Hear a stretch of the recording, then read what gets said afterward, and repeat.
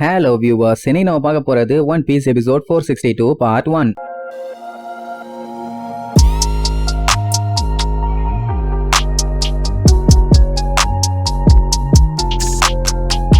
Open பண்ணா நம்ம ஏச காட்டுறாங்க. அவனுக்கு ஒரே கவலை, ஏன்னா இவன் பண்ண தப்புனாலதான் இவ்வளவு பெரிய பிரச்சனை. அலேக்கா வந்து மாட்டிட்டான். ஆனாலும் இவனுக்காண்டி ஒயிட் பியர்டே கிளம்பி வந்திருக்கத பார்த்தவனதான் ரொம்பவும் குற்ற உணர்ச்சியா இருக்குது. இதுல வேற ஒயிட் பியர்டு சொல்ல வேண்டான்னு சொல்லி வந்தது ஏஸ் தான். ஆனா இப்ப ஒயிட் பியர்டு இல்ல, நான் சொல்லிதான் நீ போனேன்னு சொன்ன உடனே எதுக்கு போய் சொல்றீங்க, நானா தான் போனேன், இது என்னோட தப்பு, நான் தப்பு பண்ணா அதுக்கு தண்டனை நான் தான் அனுபவிக்கணுங்கிற மாதிரி சொல்லுவான். பட் ஒயிட் பியர்டு திருப்பி இல்ல, நான் தான் உன்னை அனுப்பி வச்சேன், இது என்னோட தப்பு, கரெக்ட் தான மேக்ரோன உடனே அவனும் ஆமா, உன்னை இந்த நிலைமைக்கு நாங்க கொண்டு வந்துட்டோம். அண்ட் அது மட்டும் இல்லாம இந்த உலகத்துக்கு நல்லாவே தெரியும் ஒயிட் பியர்டோட பைரட்ஸ் மேல கைய வச்சா என்ன ஆகும்னு. அதை காட்ட வேண்டாமா? கண்டிப்பா யாருமே ஏஸ் மேல கைய வைக்க நாங்க விட மாட்டோம். வாங்க அவனை போய் எல்லாரும் சேர்ந்து காப்பாத்தலாம். ஏ நேவி ஆளுகளா ரெடியா இருங்கடா கொய்யாளைகளான்னு சொல்லி பயங்கரமா கத்துவானுங்க. அவனுங்க கத்துறத பார்த்துட்டு இந்த அட்மிரல்ஸே இவ்வளவு தூரம் வந்துருச்சாம்பானுங்க. இப்போ இவங்க சைடு என்ன ஒரு கான்பிடென்ட்னா பயங்கர பவர்ஃபுல்லான வார்லாட்ஸுங்க இருக்கானுங்க. அண்ட் கிரேட்டஸ்ட் பவரான 3 அட்மிரல்ஸ் இருக்கானுங்க. கூடவே 1,00,000 எலைட் சோல்ஜர்ஸ். அப்படி இருக்கும்போது நேவி தானே ரொம்ப பவர்ஃபுல்லா இருக்குது. ஒயிட் பியர்டோட சைடு பார்த்தா வெறும் 40 கப்பல், கொஞ்சம் அதிகமா இருக்கும், அவ்வளவுதான். சோ எப்படி அவனால ஜெயிக்க முடியும்? கண்டிப்பா ஒயிட் பியர்டு தோக்க தான் செய்வாங்கற மாதிரி கான்பிடென்ட்.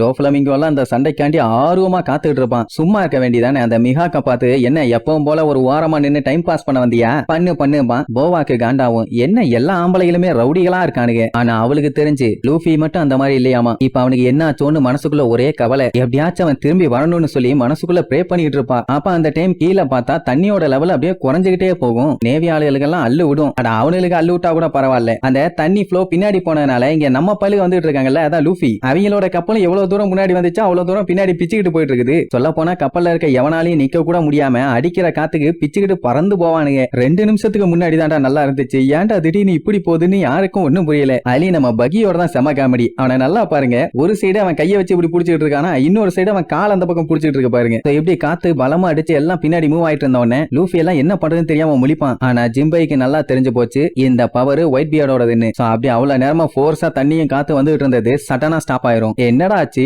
இப்ப என்ன ஆச்சு, கஷ்டப்பட்டு முன்னாடி போனோம், படால்னு பின்னாடி வந்துட்டமே. எப்படி முன்னாடி பின்னாடியும் போயிட்டு இருந்தா என்னைக்கு மரைன் போர்டுக்கு போய் சேர்றது? அத்தனை பேருமே என்ன நடந்துச்சுன்னு தெரியாம முழிச்சிட்டு இருப்பாங்க. லூஃபி ஜிம்பைய போட்டு உயிரை வாங்கிட்டு இருப்பான். நான் எப்படியாச்சும் ஏச போட்டு தள்ளுறதுக்குள்ள அவனை காப்பாத்தி ஆகணும், சீக்கிரமா என்னை கூப்பிட்டு போன்னு. ஒண்ணு கவலைப்படாத லூஃபி, சீக்கிரமா போயிடலான்னு சொன்ன உடனே நம்ம பகி காண்டாயி, எப்படி போக முடியும், எப்படிரா போக முடியும், உன்னோட ஃபிஷ்மேன் கராத்தாவை யூஸ் பண்ண போறியா இல்ல மான் கராத்தையை புதுசா ட்ரை பண்ண போறியா, அதுவும் ஒர்க் அவுட் ஆலன்னு அந்த திமிங்கலத்தை எல்லாத்தையுமே திருப்பி கூட போறியா, சொல்லுன்னு கேட்டா என் ஒருத்தனால மட்டும் இதை பண்ண முடியாது, நம்ம எல்லாருமே ஒண்ணு சேர்ந்தா மட்டும் தான் பண்ண முடியுமா.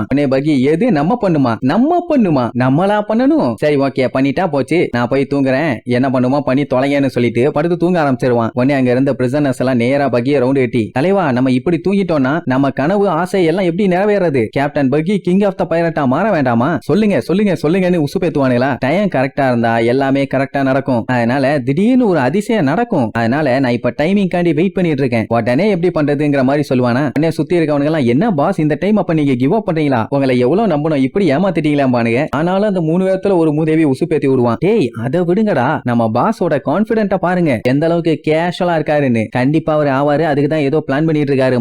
மிஸ்டர் 3 பார்த்துட்டு அப்படியெல்லாம் ஒரு விளக்கணி இருந்த மாதிரி இல்லையாமா. சுத்தி இருந்துகிட்டு அவனுங்க பண்ற பில்டப் தான் தாங்க முடியல. அவரை பாருங்கடா, நல்லா உத்து பாருங்கடா, கிங் ஆகறதுக்கான எல்லா தகுதியும் அவருக்கு தான்டா இருக்குது, அப்படி இப்படின்னு சொல்லி பயங்கரமா பகிய பில்டப் பண்ணி ஆனந்த கண்ணீர்லாம் விட்டுட்டு இருப்பானுங்க. மிஸ்டர் 3 எல்லாம், டேய் இதெல்லாம் உங்களுக்கு ஓவரா தெரியலையாடா, அவனை பார்த்தா பழைய ஈயம் பித்தாளைக்கு பெருச்சம்பளம் விக்கிற மாதிரி இருக்கான், அவனை போய் ஏன்டா அப்படி பீத்திட்டு இருக்கீங்கம்மா. இங்க பகி மண்டையில என்ன ஓடிட்டு இருக்கும்னா அவனுக்கு நல்லா தெரியும், ஒவ்வொரு டைமும் அவனுக்கு அதிசயம் நடந்து ஏதாச்சும் ஒரு நல்லது நடந்துருது, அந்த மாதிரி எப்பவுமே நடக்குமா, இப்போதைக்கு நான் பேசாம இருக்கிறது மட்டும்தான் நல்லது அப்படின்ட்டு நல்லா கொட்டாய் விட்டு தூங்குவான். அந்த டைம் திடீர்னு பார்த்தா இவங்க கப்பல் அப்படியே கிடுகிடுன்னு அதிர ஆரம்பிக்கும். எல்லாம் என்னாச்சு ஏதாச்சுன்னு அப்படியே முழிப்பாங்க. திடீர்னு பார்த்தா கப்பல் இவ்வளவு நேரம் பின்னாடி சல்லுன்னு எழுதிட்டு போச்சுல்ல, அதே ஆளை இப்ப முன்னாடி எழுதிட்டு போகுது. நம்ம ஜிம்பை ஏதாச்சும் பண்ணானு கேட்டா இல்லாமா, அவன் ஸ்டேரிங்க மட்டும் தான் திருப்பிட்டு இருக்கானாமா. அப்ப இவங்க யாராச்சும் பண்ணலான்னு கேட்டா அவங்களும் எதுவுமே பண்ணலாம்பாங்க. ஆனா கப்பல் மட்டும் மின்னல் வேகத்துல பிச்சுக்கிட்டு போயிட்டு இருக்குது. உடனே முடிவே பண்ணிட்டானுங்க, கண்டிப்பா இது பகி தான் பண்ணது. தலைவரே நீங்க சொன்ன மாதிரி அதிசயம் நடந்துருச்சுமானுங்களா. அவனே முழிப்பான், இவ்வளவு சீக்கிரமாவான்னு. மிஸ்டர் 3 பார்த்துட்டு,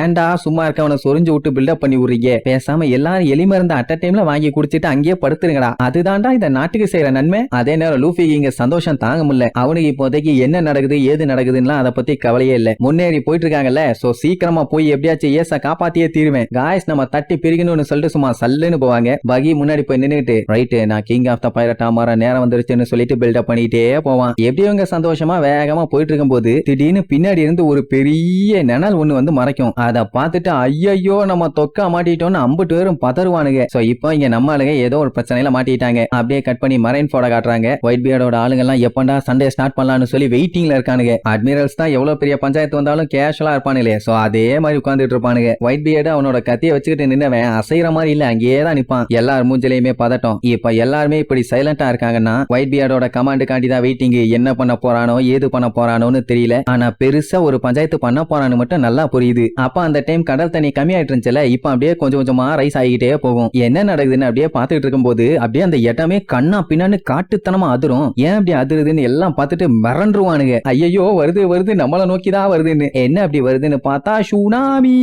என்ன மேட்டர்னு பார்த்தா ஒயிட் பியர்டு சாப்பிட்டது ட்ரமர் ஃப்ரூட். அது வந்து குவாக்மேன், அதாவது அவனால அதிர்வுகளை உருவாக்க முடியும். அப்படித்தான் அவன் ஆரம்பத்துல காத்தையே அடிச்சு உடைச்சு ஒரு பெரிய ஜெய்சாண்டிக்கான சுனாமி ஒன்ன உருவாக்கி இருக்கான். அது அப்படியே அடுக்கடுக்க அடுக்குமாடி மாதிரி அப்படியே கிளப்பிட்டு வரும். சென்கோக்குவே சொல்லிடுவான், என்னதான் எங்க கிட்ட ஏகப்பட்ட ஆளுங்க இருந்தாலும் ஜெயிக்கிறது உறுதி இல்ல. ஏன்னா அந்த ஒயிட் பியர்டு நினைச்சான்னா இந்த மொத்த உலகத்தையே அழிக்கிற அளவுக்கு பவர் இருக்குன்னு அப்படியே ஆடி போய் மிரண்டு போய் சொல்லுவான். மக்கள் எல்லாம் ரொம்ப ஆர்வமா பாத்துக்கிட்டு இருக்காங்க. அத்தனை பேர்த்தோட மூஞ்சிலையும் அப்படி ஒரு பதட்டம். ஒரு வழியா வார் ஸ்டார்ட் ஆயிருச்சு. இதுக்கப்புறம் உயிர் பலி கண்டிப்பா நிறைய இருக்கும், அதுல எந்த மாற்றமும் இல்லைன்னு தெளிவா தெரிஞ்சிருச்சு. அப்படியே அடுத்தடுத்து ஒவ்வொருத்தர் மூஞ்சா காட்டுவாங்க. எல்லாத்தோட மூஞ்சிலையும் அப்படி ஒரு பதட்டம். ஆனா ஒயிட் பியர்டும் சரி அவன் ஆளுகளும் சரி இந்த போரை என்ஜாய் பண்ணிட்டு இருப்பானுங்க. அவனுக்கு கான்பிடென்ட் என்னன்னா ஒயிட் பியர்டு இருக்கிற வரைக்கும் யாராலையும் இவங்களை எதுவும் பண்ண முடியாதுன்னு ஒரு பெரிய நம்பிக்கை. இப்ப என்னன்னா ஒயிட் பியர்டோட தலைமையில 47 கப்பல் வந்திருக்கு. அதுவும் நியூ வேர்ல்டுல இருந்து வந்திருக்கு. அதை டிஃபெண்ட் பண்றதுக்கு கவர்மெண்ட்லயே 2 கிரேட்டஸ்ட் போர்ஸ், அப்புறம் 7 வார்லாட்ஸுங்க, வைஸ் அட்மிரல்ஸ் அப்படி இப்படின்னு நிறைய பேர் இருக்காங்க. ஆனா சண்டைன்னு ஒண்ணு உருவாயிருச்சுன்னா இதுல யாரு ஜெயிக்கிறா தோக்குறாங்கிறதெல்லாம் மேட்டரே கிடையாது. ஏன்னா சண்டை ஆரம்பிச்சதுக்கு மட்டும்தான் ஏஸ் காரணம். அதுக்கப்புறம் என்ன நடக்கும் நடக்காதுங்கிறத அவனால முடிவே பண்ண முடியாது. உயிரிழப்புகள் தாறுமாறா இருக்கும். என்ன நடக்க போதோன்னு சொல்லி எல்லாம் பதட்டத்துல இருக்கும் போது நேவி ஹெட் குவார்டர்ஸ் சுத்தி காட்டுத்தனமா சும்மா பீச்சுக்கிட்டு வர்றதோட இந்த எபிசோடுக்கு எண்ட் கார்டு போட்டு முடிக்கிறாங்க.